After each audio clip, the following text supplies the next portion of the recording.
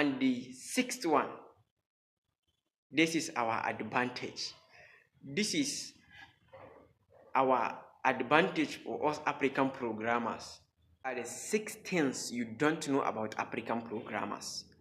African programmers, we suffer a lot. We suffer a lot more than you can even imagine.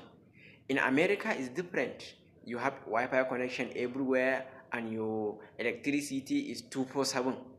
But here in Africa, our oh boy, our electricity is not stable. Internet connection very expensive. There is a lot of things. So let me tell you the first one. Our first thing that you don't know about African programmers that hold us back, number one is electricity. Our electricity here is somehow like this. You have electricity now, then maybe around 2 hours, 3 hours, then the electricity will go off. You will not see it again until around 5 to 3 hours, or maybe even a day, then the electricity will come back. When you have it for some amount of time, then it will gone. So this our electricity is fluctuating. We don't have a stable electricity. And the second thing is, man, I wish I will not grow in Africa. The second thing is, our internet connection is very, very expensive. It's not cheap. For you to be able to use internet connection, you have to subscribe on your own. You have to subscribe for at least 1 gig, 3 gig. And for me to subscribe for an internet connection, I have to spend like around 300 naira. So if I wanted to use internet connection, for example, for a day, I have to spend 300 naira. Another day, 300 naira. So if you combine the money all for a month, it's going to add up to almost 9,000 naira. Just for you to use internet connection in Nigeria, you have to spend 9,000 naira in a month. Especially if you are using internet connection too much. Oh boy, you don't die. This is the second thing. Our internet connection is very expensive. And the third thing, environment expectation. Usually in Africa, if you grow, especially in those dumb area that don't know a lot about computer, if you show them your screen, sitting down writing code, and you accidentally one of your friends, one of your parents just saw your screen, oh my god, they were going to start saying, wow, this guy know a lot about computers, he's a hacker, you can hack, please don't hack this, please don't do this to me. They will even start mocking you and saying, please don't hack our system, please don't hack our money.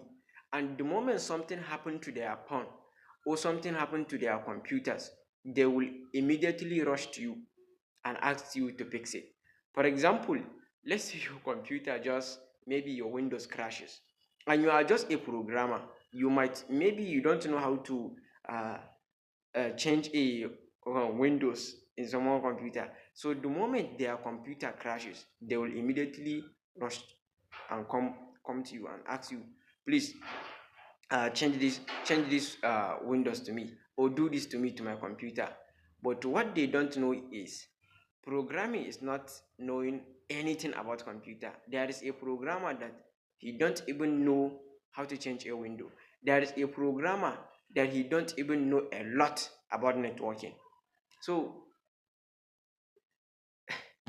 this is our environment expectation. They expect you to know everything about computer, and they will ask you a lot of questions, and they will bot you a lot of problems to fix as a programmer in Africa.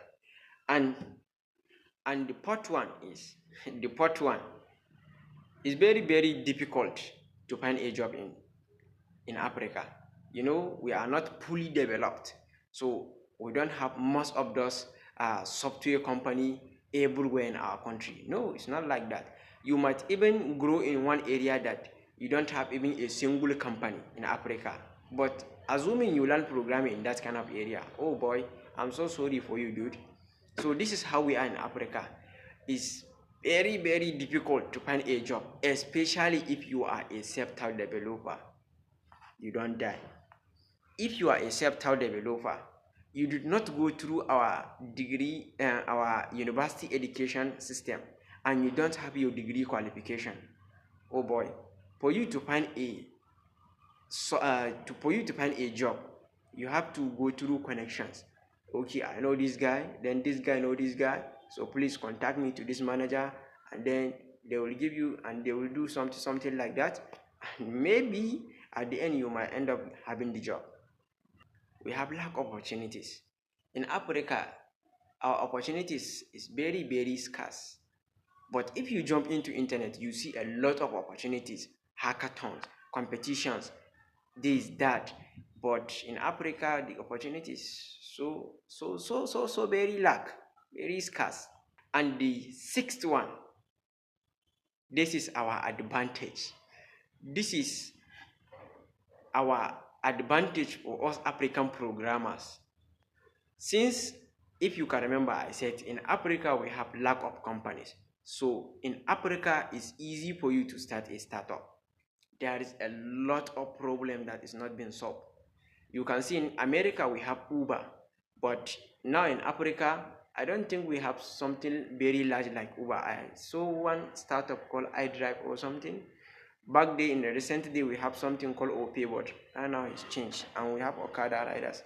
So, but we have a lot of problem that's not been solved. This is our biggest advantage to other Europe countries. In other Europe countries, you have to find a job. For you to be able to start a startup is very difficult because most of the problems is being solved. But here in Africa, most of the problems, almost in 100% of our problems, maybe 10% of those problems is being solved, but the 91 is not. So even though if you are in Europe, when you say you're going to come to Africa and start your own startup, it's going to be good. You're going to make a lot of money, but you have to make a research before you come to Africa and say you're going to start a startup. So this is our biggest opportunity and our advantage. The sixth one, we have a lot of problems that is not being solved yet. So if you are a programmer in Africa wanting to learn programming, let me give you this advice. If you are a poor, so please change your environment. Identify whether you have your family somewhere else in different kind of country. So make sure you change your environment. Don't learn coding in your environment. Consider your environment. Look at your environment. Is it the perfect place for you to learn coding? Do you have stable electricity? Does internet connection easy for you to find? If those answers are yes, then I would highly recommend you to stay in your environment. If not, don't. Move out to another environment. So this is my biggest advice for you as an African programmer who want to learn programming. Look at your environment. Your environment matters the most.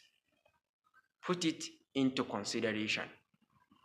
See you in the next video. If you really want to know how to learn programming in Africa, if you really want to know how to learn programming in general, I did a video.